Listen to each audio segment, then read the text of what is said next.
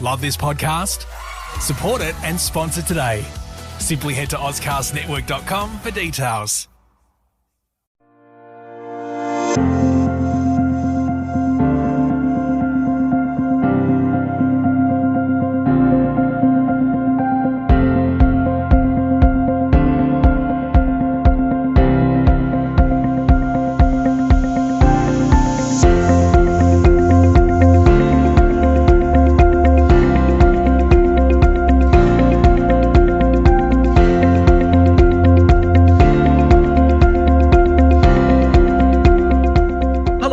Wherever you may hail, I'm your host John Bruni. Welcome to The Focus, where we bring you the most thought-provoking and informative current affairs analysis from around the world. Each episode we invite top experts and analysts to share their insights on the most pressing issues of our time. From international relations and global economics to philosophy and science, no topic is off limits. Join us as we explore the complex and ever-changing landscape of our world, where we provide valuable perspectives on the events that shape our global community. Today will be one of those days where we'll take a little break from our usual hard-hitting format. Joining us today is Dr. Kenneth Womack, Professor of English and Popular Music at Monmouth University in New Jersey, to talk about his just-released biography on Mal Evans. Mal who, I hear you say?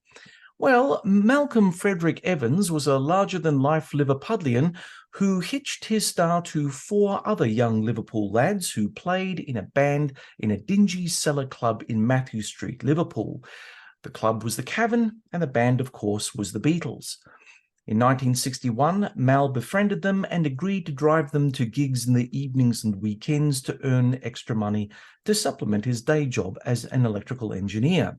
2 years later, he quit his job to become the band's full-time driver and Mr Fixit. Over the next decade, as the Beatles conquered the world, he was by their side, providing everything they wanted. He had become an indispensable part of their world. But he was more than just hired help. He was a close personal friend to all four Beatles and their biggest fan. He was intoxicated by their phenomenal success and the glamorous lifestyle that went with it. But it came at a great personal cost. His wife and two children were left alone while he did his thing with the Beatles. He was riddled with guilt for this, but he refused to change. It all came to a tragic end in 1976 when he was shot dead by the Los Angeles police over a domestic incident. He was 40. But before we start today, a shameless plug for ourselves. Please subscribe to our channel. We need the algorithm to find us, and by hitting the subscribe and like buttons, this is your contribution to the growth of what hopefully will become a South Australian global sensation. Ken, thank you for joining us on The Focus. Very happy to be here. Thanks so much, John. Ken, congratulations on your book, Living the Beatles Legend, The Untold Story of Mal Evans. It's a terrific read. You've written half a dozen books on the music and lives of the Beatles and are recognized as one of the world's leading experts on the band. What prompted this book? Well, this entirely came about because Mal Evans' son, Gary, who's now in his early 60s, contacted me around the onset of COVID and asked me if I wanted to tell his father's story. And like so many fans of the Beatles and thinkers about the group, I was naturally interested in Mal, had always been, as we all are and were. And I eagerly accepted his invitation. Things became even more interesting, though, when he told me about Mal's cache of materials that existed, and those really brought the story into incredible relief. So Mal did keep a diary, which he started writing in 1963. He hoped to turn this diary into his own memoir. How helpful was the diary in writing the book, and can we view it as an important historical document in its own right?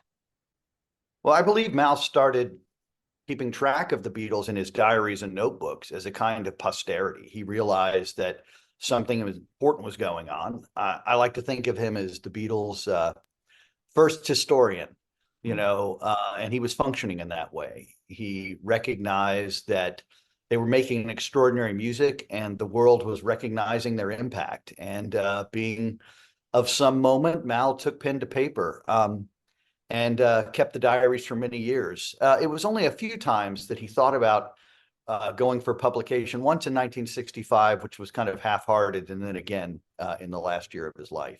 I mean, I suppose one could feel sympathetic towards Mal. I mean, he adored his wife and children. The letters he wrote show quite clearly that his family meant the world to him, but he was unable to break free from the Beatles thing.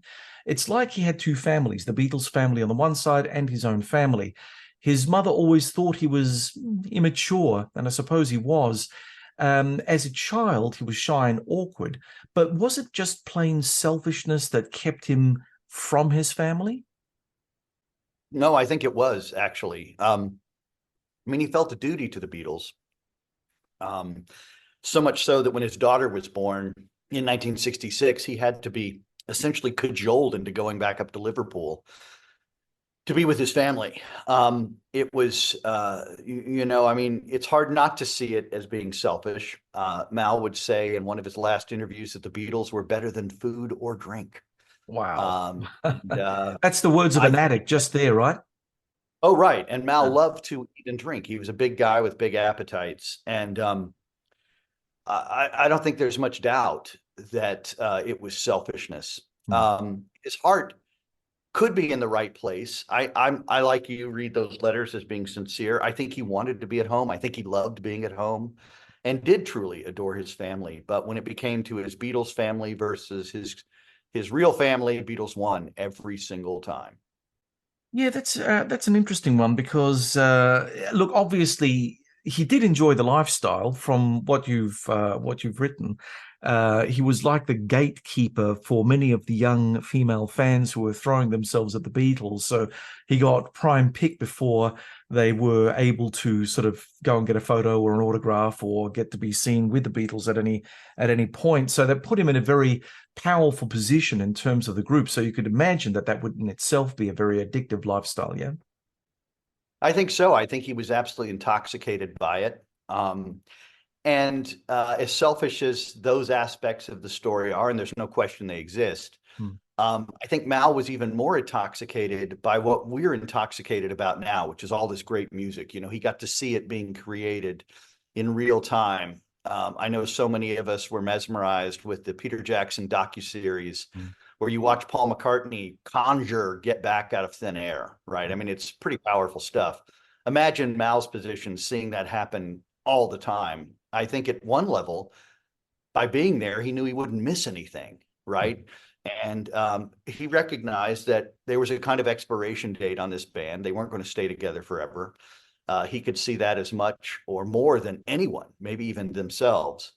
And he couldn't get enough of it. I mean, he wanted to suck the marrow out of the whole experience. Hmm. In some ways, right, it's a kind of cautionary tale about what happens when you're a fan of something and you have unfettered, unlimited access to it. Yeah, yeah, it really is. But of course, we're living in the modern age right now, and we have to be careful about the message, which is all over the place. And of course, we tend to judge the past by today's very lofty moral standards. I mean, when you go through the book of the Beatles as they formed and Mal's role within that group, there were some things that modern audiences might find slightly unseemly about things. Is it fair to judge the past by today's standards, in your opinion, having written the book and having had the access that you've had? That is such a tough question, Uh, I, you know, I think it is fair to a certain extent, but I mean, let's take the most notorious example, perhaps in popular music, and that's Led Zeppelin. Their excesses during the 1970s have been widely written about at this point. Hmm. But I remember reading about them as a very young person in the 1970s and thinking, wow, this is just over the line, right? So I think things that we may feel uncomfortable about now, if you have any moral compass, you're concerned about during that time too. I think for much of the time, although if we're talking about, sexual impropriety, for example, John Lennon himself said, being a Beatle was like being in Satyricon, Hmm. right? And it's hard to say if that was an exaggeration or not. I certainly think when we look at the excesses that we might have seen in their time, it pales in comparison to what we see with a Led Zeppelin, you know. So I don't think we can help ourselves by judging by our contemporary standards, right? But context is important. Look, I agree with you. I think that, it's even dealing with things like we normally deal with, which is geopolitics and stuff like that. It's always difficult to sort of try to judge everything that we know about history by today's standards, because those days are well and truly gone. Whatever transpired back then had happened. And, as everyone keeps on saying, you move on from those events and history evolves. So perhaps we should all be breathing a sigh of relief and saying, well, we don't live in those days anymore. Although I will just make one passing comment about all of this, and that is, the behavior of fans and fandom. Like, you don't see that sort of unfettered female mania at rock concerts, like they used to be in the 1960s and 70s. Today, it seems to be a much more restrained thing. So what does it say about the fan base of today as opposed to in the 1960s and 70s?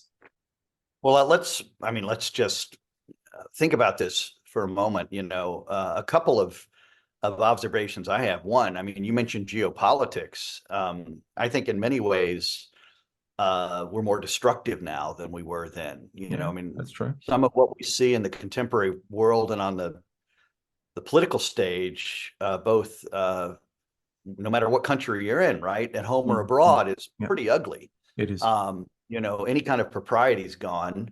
I know that folks might say, well, at least they're more honest now about how they feel about their political enemies. In the U.S., what I see is an ugliness that almost seems unprecedented. Putting that aside, if one were to look at the internet and start studying fan culture in that way, I think a lot of what is happening might be seen, by those who consider themselves to be morally correct or what have you, may look really inappropriate. So, there are expressions and commentary that are on the internet that can be just as challenging, if not more so, than anything that happened in the 1960s, And I wonder sometimes, the women made the Beatles, right? I'm very careful to note that, right? They almost seem to be, and I say this recognizing all hypocrisy, right? Too many men working on the Beatles these days.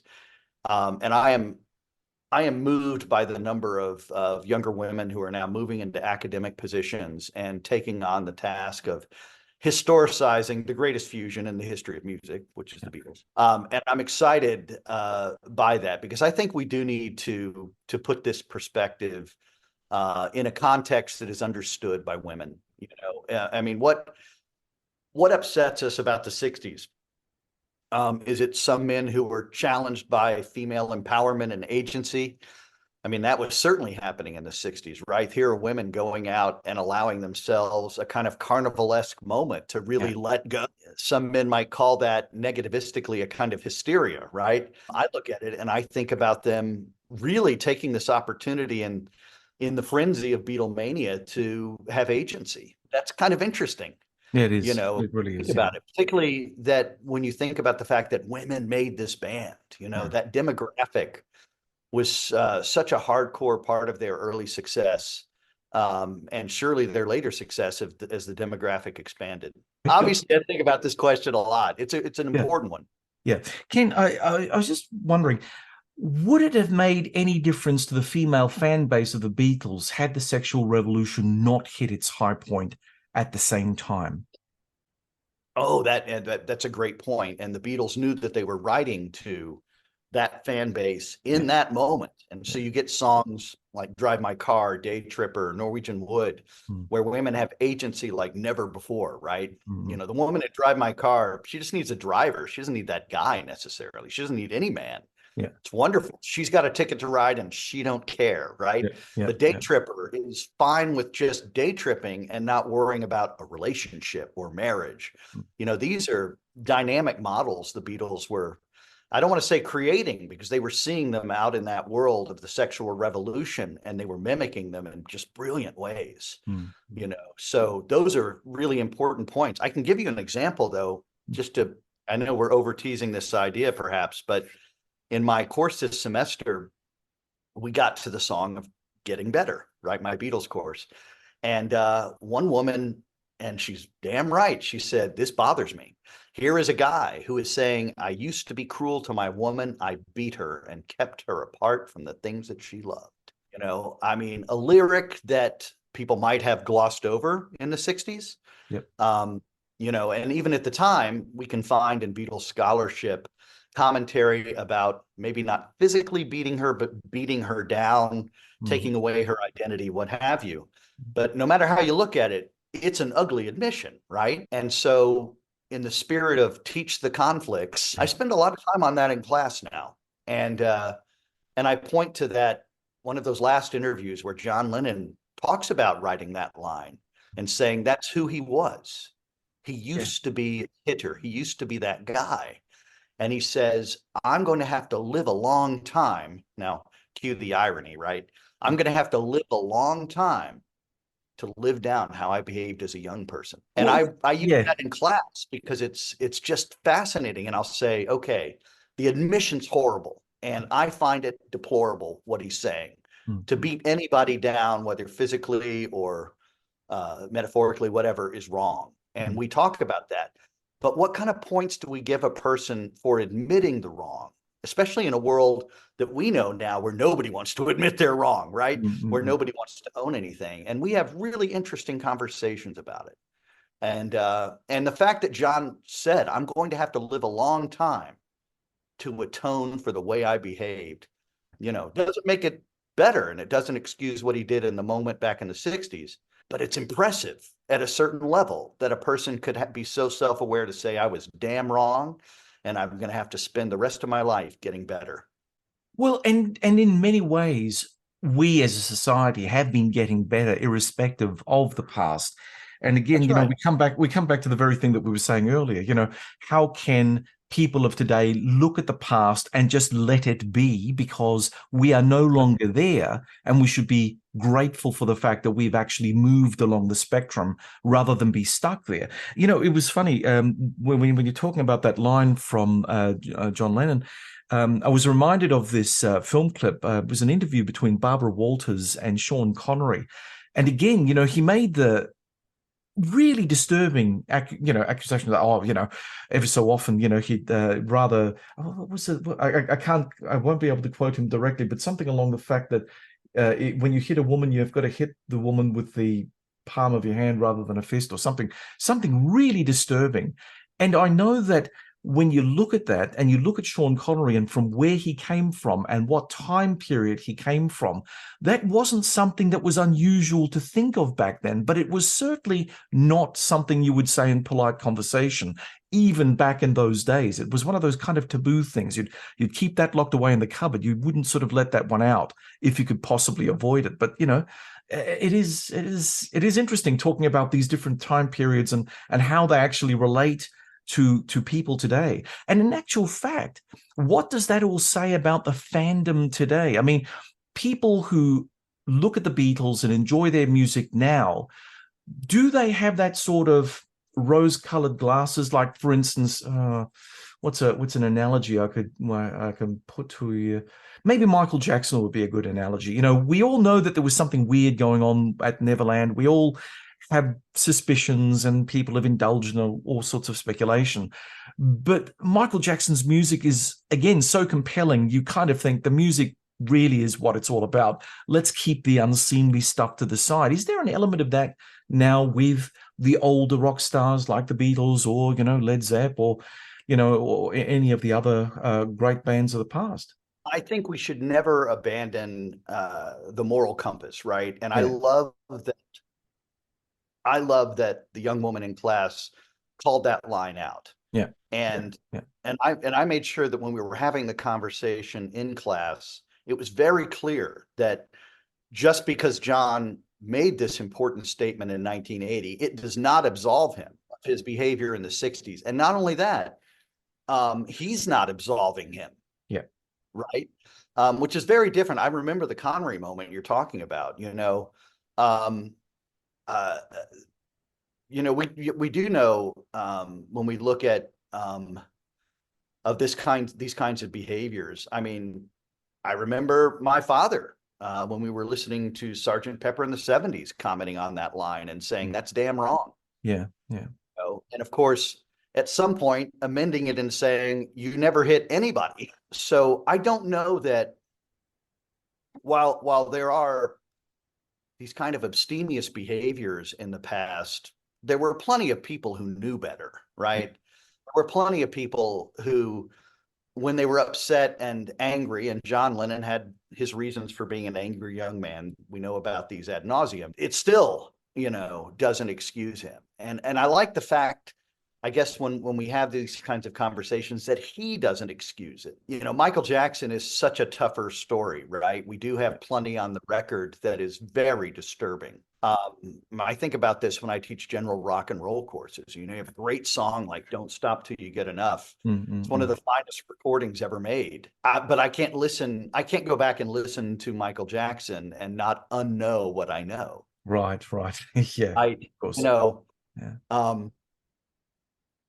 You just can't. Just like you can't unknow the fact that John Lennon really did engage in those behaviors. And of course, then it gets down to the question of atonement and what does that mean in our culture?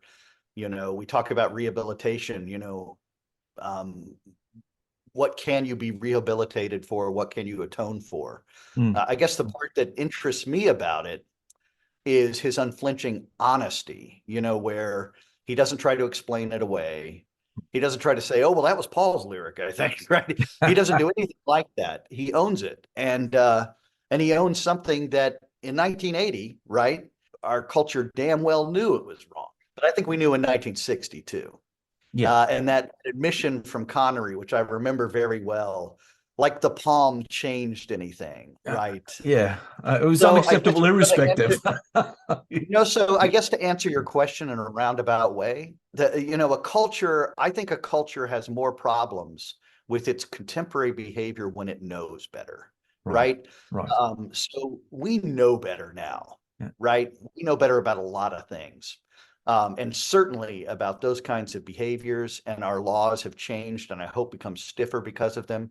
In a not that tangential way, we're better about things like child support, et cetera. But I had a vivid moment last year, or was it this year or last year? You tell me. They're all running together. But that crucial moment when Putin invaded Ukraine. Yeah. And I remember watching CNN that morning and watching tanks going down the highways in Kyiv, a city that is bustling. People are going to school, people are going to work, as the missiles start raining down. Yeah. And I thought to myself, damn it, we know better. Just like we know better about, the kinds of abhorrent behaviors that John Lennon admitted to, we know better in 2022, 23 than to rain down missiles on people in the middle of a damn workday. It just infuriated me. I thought, here they are doing what everybody does. I find that despicable. And I think we know so much better now that we need to be holding ourselves to a higher standard in 2023. And aren't we talking about the Beatles today? We are. And we'll get back to your book, but, I just want to follow up something. Just listening to what you say, I have to ask the obvious question. Being a scholar in popular music, does knowing what you know about the history of the people that made it and lived in those times and may have done some terrible things by our standards or may have confessed to them like John Lennon did, does it change your appreciation of the music, or can you somehow stovepipe your liking of the music from the person who created the music, irrespective of what they may or may not have gotten up to? Well, and of course, that's a classic issue, whether you study popular music or in the other part of my life, English literature, right? I mean, we study people all the time who are pretty abstemious. What do we do about that? When some of our Ezra Pound, you don't have to look very far to start thinking about, culture and the personal values of a given person. I think the way to do it is to teach the conflicts and to own it, right? So if I ever, for example, and I've had students sort of petition for this. If I do a semester on Led Zeppelin, which may very well do someday, you can't be silent about the way they behaved on tour. Yeah, I don't think you can be silent about that. If I were teaching a course in Michael Jackson, soup to nuts from the earliest days of the Jackson 5 through his last music, I would be honest about all of the different forces there, the family dynamics that created that band, and the charges that are later levied. I think you have to teach those conflicts. All you're doing is inviting your students, in this case, to go out onto the internet, do a little reading, and come back to you and suggest that you're dishonest. So I think you can still appreciate the music if you're honest about the storyline, about what's happening when that music's being created, and perhaps what prompted that music to be created. A good question, going back to Getting Better, is why did John Lennon need to take a pop song on Sgt. Pepper, or feel the compulsion to take a pop song on Sgt. Pepper to make that confession? That's kind of a rich moment textually, right? What was what was driving him, to want to clean the slate in such a way that, could bring dishonor, right, to him? I think they're just interesting questions. We know from our own value systems what's right, and I was so proud of the student, right, for saying, I hear this and this is a big red flag for me. Let's talk about it. And going to Led Zeppelin, not to pick on those guys too much, but they have plenty of lyrics that could be seen as highly misogynist. Yeah, no doubt about it. So what's that about, right? If I were teaching that course, we'd be asking hard questions about, why did they feel the need to think about? Are they somehow excused because they were in rock and roll and it's sex, drugs, and rock and roll? It's a fantasy lifestyle that. Now I have to say, because I also come from a certain age, but when you're young and you grow up and you see your idols on TV strutting their stuff and having their female fans go all crazy, that's sort of like a boy's own fantasy sort of thing come true. And when you see these guys perform on stage, you think, yeah, that's what I want to be when I grow up.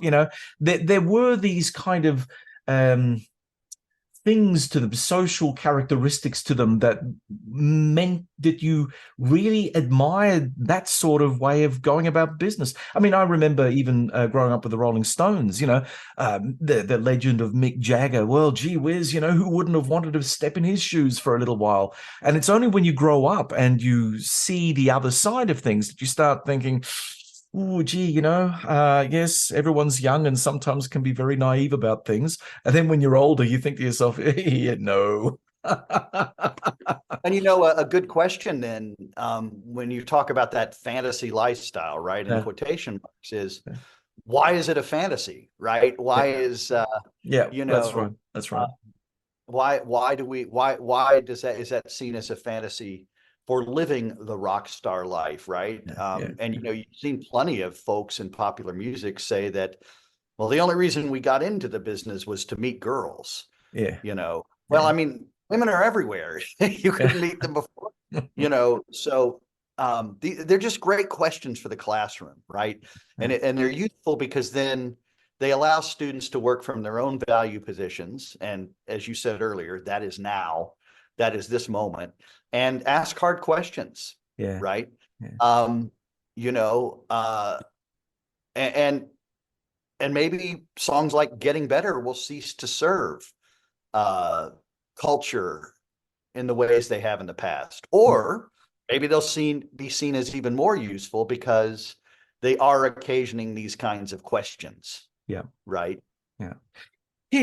Just indulge me one more time, because I didn't think I was going to have so much fun with this. But Well, I try to bring the fun for you, John. yeah, you're a champion, Ken. Thanks for that.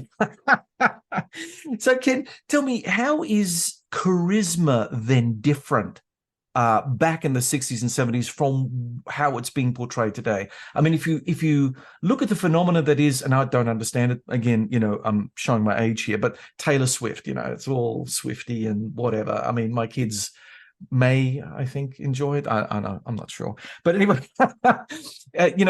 what's the difference between the charisma settings?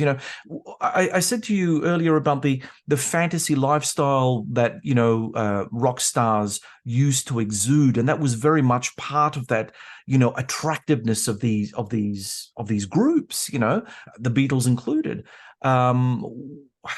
Has it changed? Has it evolved in any substantive Oh, way? I don't think so. I think popular music and art is still about posturing, right? So Right. let's take Taylor Swift for a moment. I mean, I enjoy her music and her songwriting very much, Mm. and I've done a lot of thinking about her. In fact, I was coming back from the city in New York City several months ago, having seen Depeche Mode at the Madison Square Garden. Oh, that's a good gig. Bruce Yeah. was playing a few miles away at the Prudential Center in Newark, Yeah. and in between was Taylor Swift at a 3-night jaunt at MetLife, which holds 80,000 people a night. Right. So she's got the big venue, right, Yeah. by Yeah. far. Yeah. And Swifties were on the train, Mm. and I loved it. Mm. I could see why, in addition to the songwriting, Taylor Swift was so important to them. Right. Here we are in a world that judges females' bodies uh, like never before, Mm. right? To the nth degree. And people have to live very publicly, or live in the world of the internet and are subjected to this every minute of every day, right? I Mm. mean, Mm. Mm. it's incredible. And here she is, often wearing her sequined outfit, Mm. and saying, it's okay to be out in public like this. It's okay to exist and bury yourself, as she does in her songs, which are often stories about her own experiences, Mm. right? With sexism, with bad boyfriends, etc. And in a lot of ways, what she's championing for them is agency. There can't be enough of that, quite frankly. Quite frankly, people championing agency, particularly for young women, because really what we're talking about earlier is a period where they didn't have agency, right? And um, I think that's, along with our efforts to curb racism, et cetera, the most important things we do is provide agency for young people. Because, man, when they look out on the internet, I can't imagine it. Having not been a digital native like yourself, we're not digital natives. Nope. I Yep. can't imagine what it's like to take, your fragile identity when I was 14 or whatever, Mm. and start surfing that world. So as much agency as young people can possibly have, I think, is important. Yeah, for sure, for sure. Okay, now let's get back to the book. The Beatles manager Brian Epstein, even before the Beatles hit the big time, predicted that they would be bigger than Elvis. Mal Evans was equally convinced that they would be big stars the first time he saw them in the Cavern in 1961. If Mal Evans would have been in a position to bankroll the Beatles as Epstein had done, would he and would the Beatles have done as well with Mal as their manager? Wow. I don't think so in the slightest. I think Brian was the perfect guy to be the person who was helming their future. Yeah. He was motivated. He'd failed at everything he'd done before, except for his parents' furniture business. Right.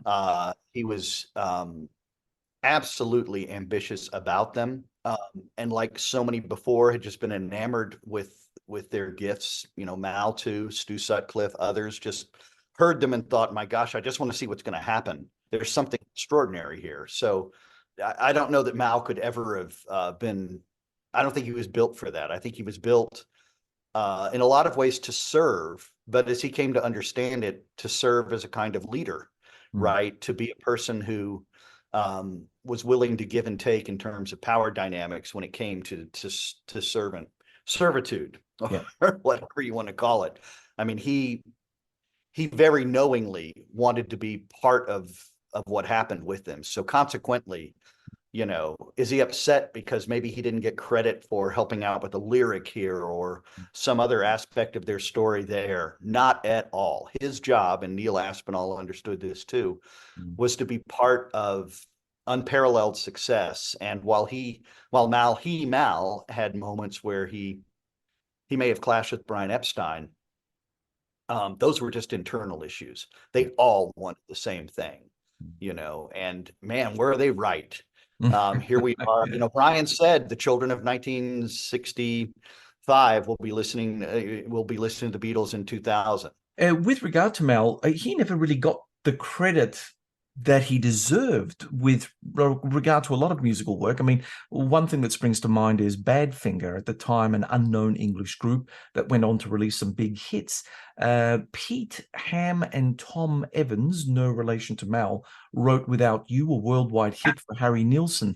How good were Mal's musical instincts? I mean, he did play the banjo, right?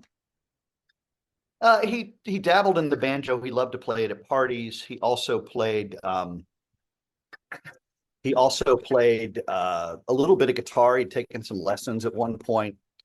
But what he knew as well as anybody after all those years with the Beatles is what great rock and roll sounded like. And he knew that when he heard Badfinger, then the Ivies at the Marquee Club, that they were something really special. And he wasn't going to let it go. And as we saw, he did not. With regard to Mal's wife, Lily, did she end up divorcing Mal? And did she forgive him for not being the father and husband that she wanted him to be? This is another sort of question where we could ask enlightened things about the 21st century. Would we want our sons or daughters staying in a relationship like that because they pledged till death do us part? I don't think so. I think that if I were standing by and that were my daughter or my son who was in a relationship with this person who was acting so selfishly, I would have been leading the way on providing them with the agency to make a break. That's me speaking in 2023, right, as a 21st century parent, et cetera. So Lily never divorces Mal. In fact, she only makes a gesture towards divorce in the last weeks of his life, which is the reason all of this comes to a head. And it was her saying, I'm going to see a solicitor, that blew it all up, right? That blew it all up and created the space where, Mal felt untethered for the first time. His wife was calling him on the carpet and saying, I'm going to do something about the way I've been treated all these years. And Mal couldn't handle it. Yeah. Do we know what Mal's in-laws thought of Mal? I mean, you make mention, that if I was like, the father of a daughter who had to deal with someone like Mal, I'd probably say something. I mean, was there that sort of family friction that you're aware of in the overarching diaries and stuff? So you just cut to the quick, really, of this, and that is many of Lily's relatives were deceased. Her parents are gone. So there just aren't people in her life, her people, as we used to say, right?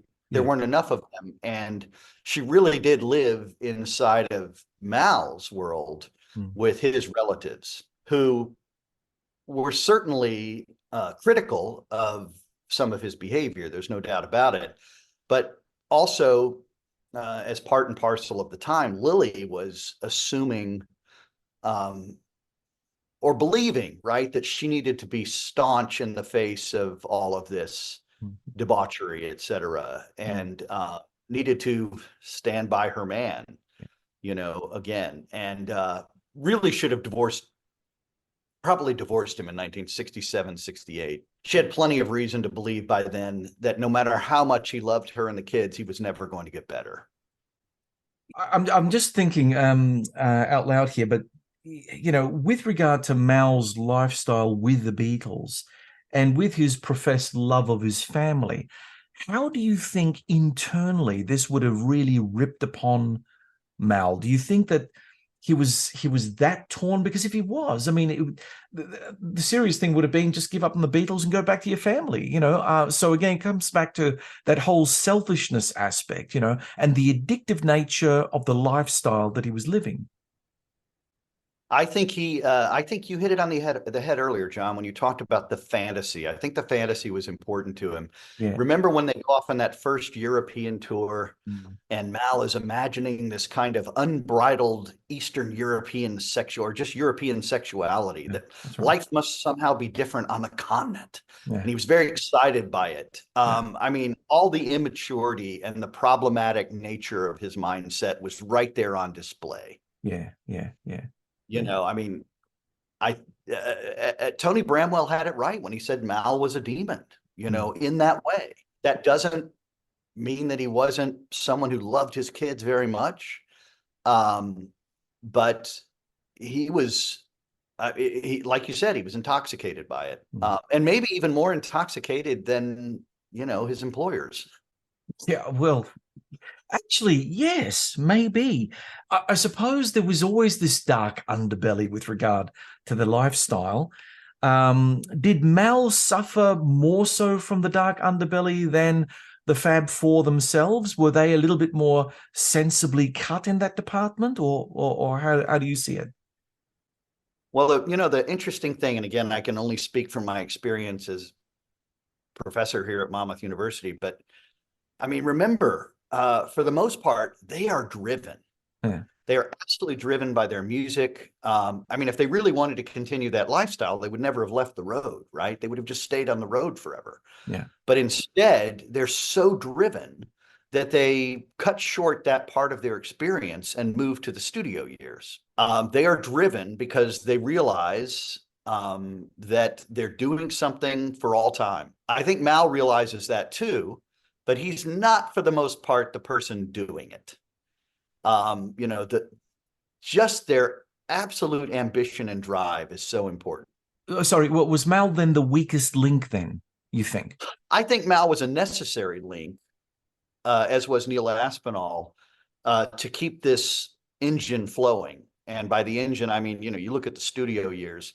Isn't it handy to have Mal Evans, who can help the boys stay up all night, working on music, having a meal, an instrument breaks, Mal's out to, Sound City to get a new guitar or whatever. Yeah.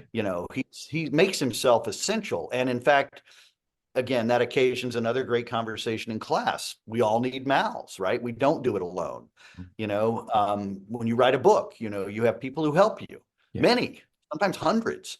A songwriter typically doesn't write a song in splendid isolation, despite our 19th century beliefs to the contrary, right? Yeah. The solitary genius is, for the most part, a myth.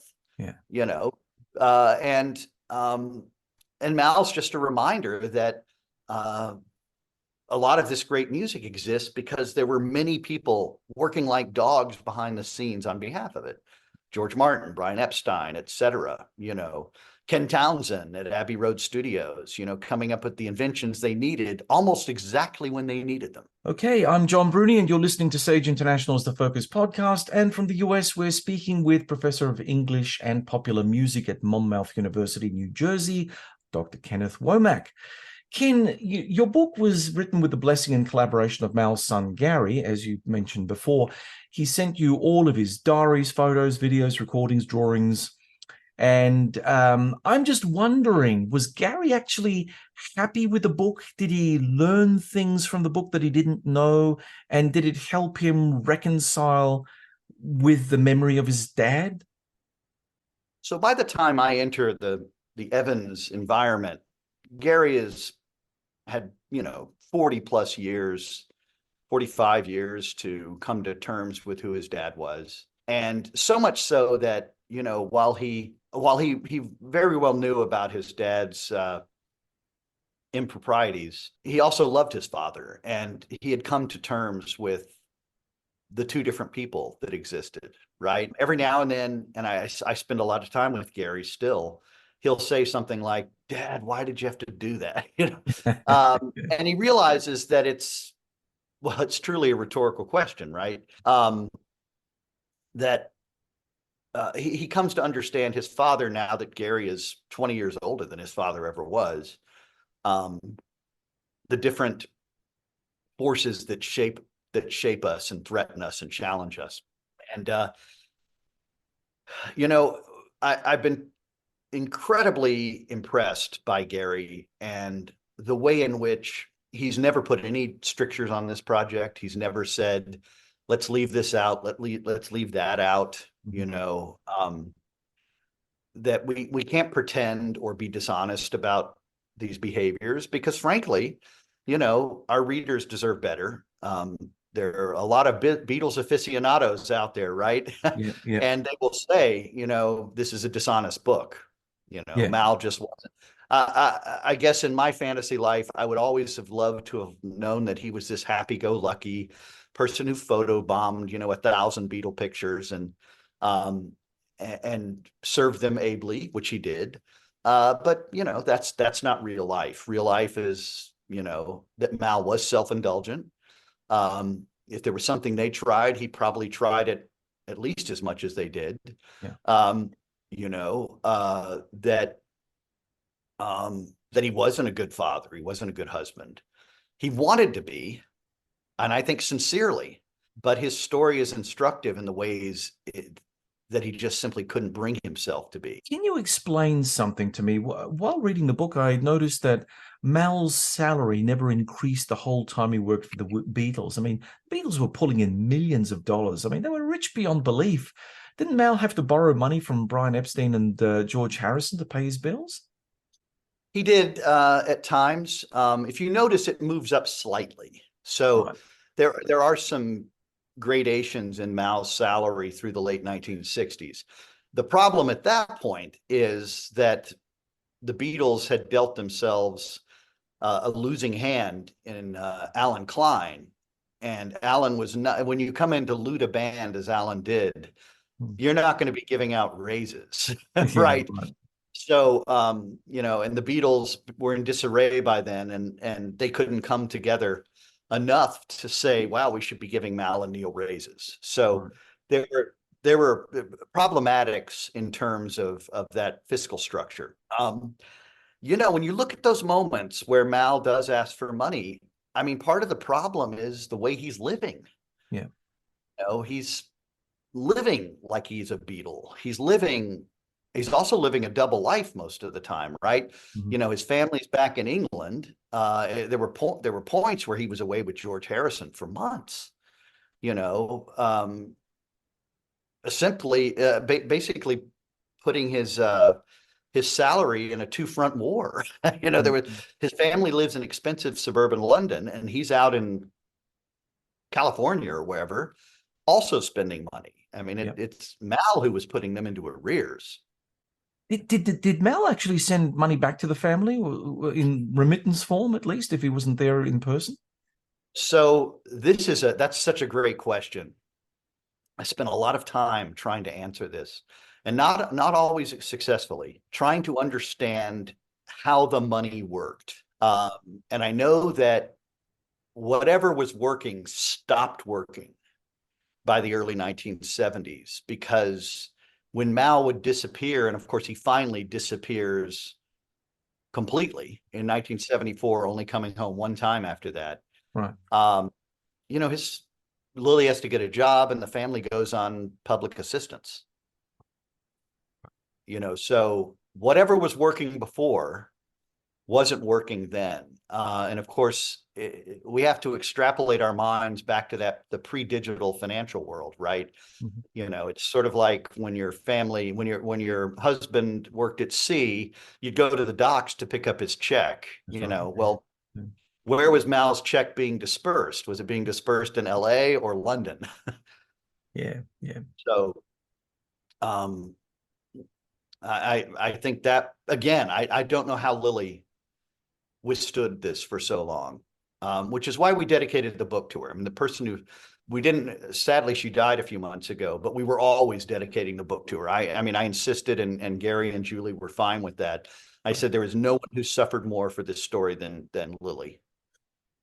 I know it's a difficult one to answer, but what do you think Lily would have made of the book? Wow, man, that's a great question. I think she'd be happy with it. Um, you know, she's a person who has 3+ decades on me, on planet Earth. So, you know, going back to the the lengthy discussion you and I had earlier, Yeah. she may bring a mid 20th century perspective to that Right. and feel like I'm airing dirty laundry that shouldn't have been, and that maybe Gary and I and Julie should have curtailed what's in the story. Hmm. Um, you know, Mal was ready to admit a lot in 1976 with his memoirs. You know, much of what we're talking about, he was going to say anyway. Yeah. Yeah. Uh, so I don't say that to make myself feel better. I just say it because it's true. He was going to be honest about himself, and um, I can't stop thinking there was a show called Bored to Death with Ted Danson on HBO some years ago, and his character was very debaucherous. And he had a line he said that I think about with Mal a lot. He said, "Oh my God, I've been living like a demented god." Yeah. I Yeah. love. I think Mal was living like a demented god. Yeah. You Yeah. know, Yeah. he knew better, and yet, you know, he couldn't stop what his behavior with the mortals. So Yeah. um, I think I think her proclivity is coming from, you know, being a mid-century person. She might have issues with the openness about it, but I think she would see that um, it honored the degree to which her sacrifices and Mal's sacrifices on behalf of the band that they both loved. You know, they both loved the Beatles and they were in love with what they were doing and where it was going. I think in that way it's sort of redeemed, you know, that yes, they suffered mightily, right? And again, no one suffered more than Lily picking up these pieces, particularly after his death, right? I mean, Mm-hmm. she has to clean this up for a good decade. You know, she can't get this out of her head. I think in that sense, not that she might say, well, it was worth it, but I think she might see at least some redemption in terms of their part, no matter how small, in serving, you know, the Beatles music well. Finally, Ken, I have to ask you the obvious question. Had Mal stayed alive long enough to have written his biography, how different would the biography that he would have written in compared to the book that you would have brought out on him? I mean, how authentic a reflection was your book in comparison to what he may have in a hypothetical universe come up with? That's an excellent question. And let me answer it this way. So Mal was done with his book. He had completed it by December 1975. It was good to go. He had a beginning, a middle, and an end. He Mm. had all the pieces in place. He had worked with an art director, John Hornley, to prepare the photographs. He had a great stenographer in Joanne Leonard who prepared the typescript. It was done. I think Mal was 67% honest. He went Right. into it because Mr. Starr said, if you're going to do something like this, be honest. And Mal was really honest about himself. Yeah. He doesn't throw the Beatles under the bus. He throws himself under the bus, you know, Mm-mm. to use that tired phrase, right? In comparison to his story. The reason why I say 67% is when folks next year read the complete book, which we will publish, when they read it, I think they're going to see that even though he's extremely honest about his behaviors, about the womanizing, about, you know, drug use, or just the sheer fact that he can't pick up a phone and call his wife Mm. and explain to her that he's going to be another 6 weeks in the United States or whatever it is. I mean, it's intensely frustrating when to me at least, when I read it. He's still letting himself just a little bit off the hook because in the mid 1970s, you know, the kind of biography Mal was imagining was the sort of jaunty narrative about living close to the limelight. Right. And I don't think Mal acknowledges enough in his original memoirs the times when things weren't lovely and beautiful, the times when not every day was fun, Right. right? The Yeah. times when some days were just pure drudgery. he kind of shines a little bit of a happy face, sort of like the happy faces that we created in the 1970s, right? Yeah. And I had his stickers as a kid on my lunch boxes. I think he puts a little bit of a spin on it that we don't do in this book. We sort of let his words stand for what they are. Mal will write a letter home to Lily. Can't wait to see you. And then he doesn't see her. Yeah. Can't wait to talk to you again. And yet he doesn't pick up the phone. Yeah. You know, I mean, you got to let his own words sort of speak for themselves. And that's why he fails as a husband and father. Ken, look, it's been an absolute pleasure, and thanks for joining us and sharing your insights on the Focus with us today.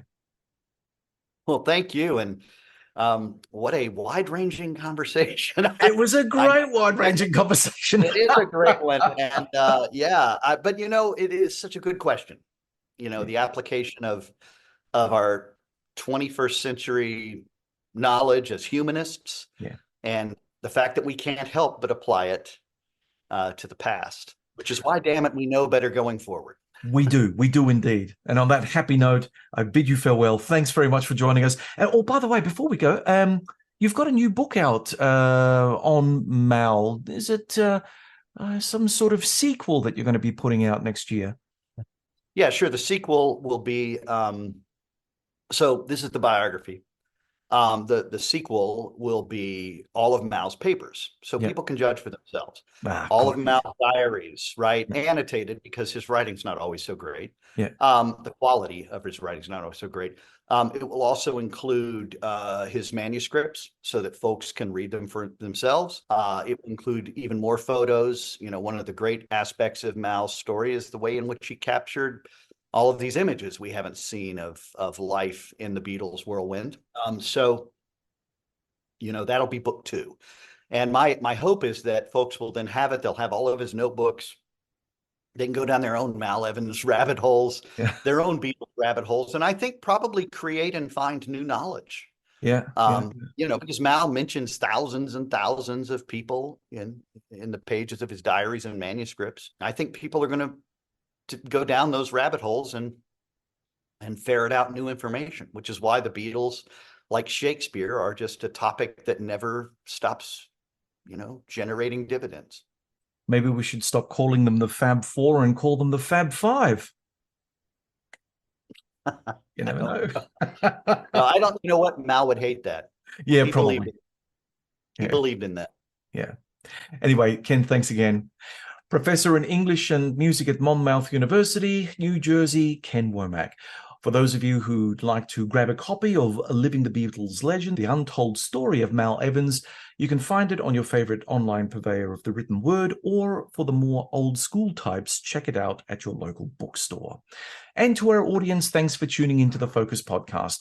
We hope that you found today's discussion enlightening and thought-provoking.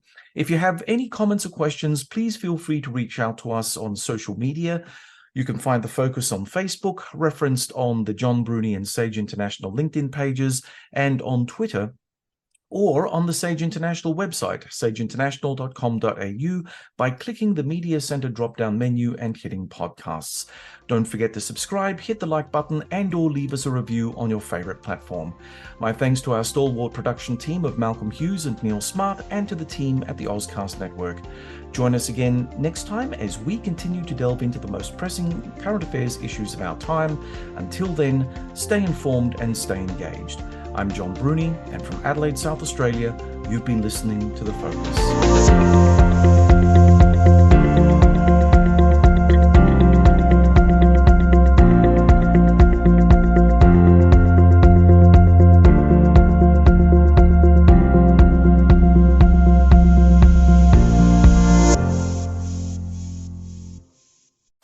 Love this podcast? Support it and sponsor today. Simply head to ozcastnetwork.com for details.